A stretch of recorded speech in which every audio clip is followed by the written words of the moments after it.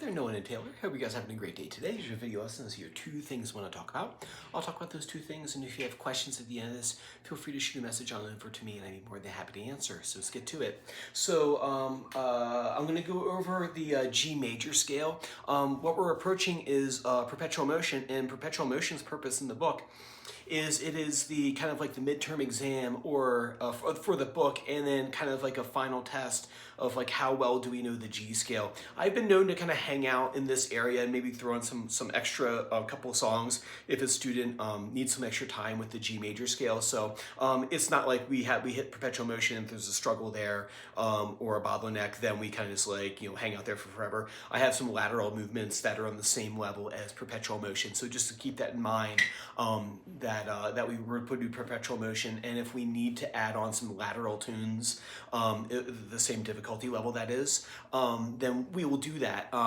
That way he'll have really good foundations for the back half of the first book.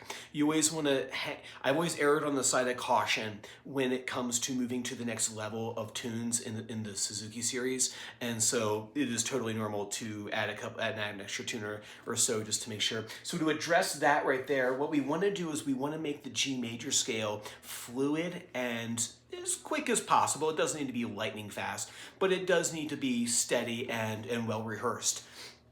And so to do that, what you can do is you can get a spinning top and just put it on a table and be like, all right, Nolan, let's have you see if you can play the G major scale before the top falls over. That'll help kind of like get them moving along a little bit. I have had experience in students kind of like taking their time getting through G major just because there's no time. There's no sense of urgency. So as soon as you create a sense of urgency, all of a sudden magically stuff just kind of happens. It's weird. It's a life lesson.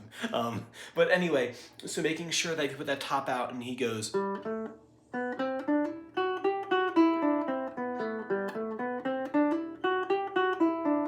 Now it doesn't need to be as quick as I play it, but something like is kind of like what we're looking for as far as like how fast should he be playing that scale right there.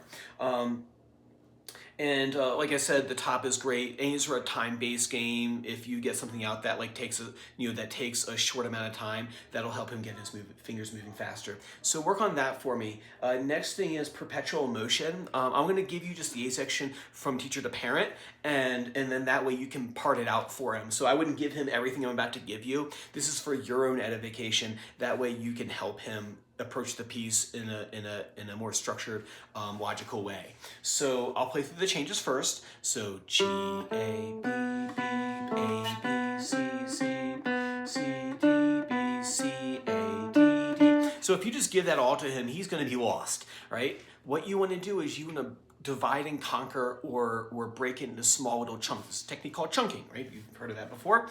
And the first thing I would do is G, A, B, B, G, A, B, B. Make that this own little thing. And then you give him the next little piece, A, B, C, C. I think you said you play piano. So actually, I would even tell him the names of those. I would plunk them out kind of like right around middle C and see if he can figure those out. Like I said, if you just give him the notes, that kind of defeats the purpose of Suzuki. But if you go over to a piano and you plunk out just those little 4-note cells, he's going to have a lot better time with it. B, C, D, B would be the next cell. Once you get the first two cells down, then I would work on combining those two. You would sit down and plunk out the first cell and then the second cell and then together and see if he can do the same thing. Can I get the first cell? Is that smooth? And then I'll go A, B, C, C, and then I'll see if I can get those two things to go together. What are they doing out there? There's a friend over and they're like making weird noises. Sorry about that. So G, A, B, B, A, B, C, C.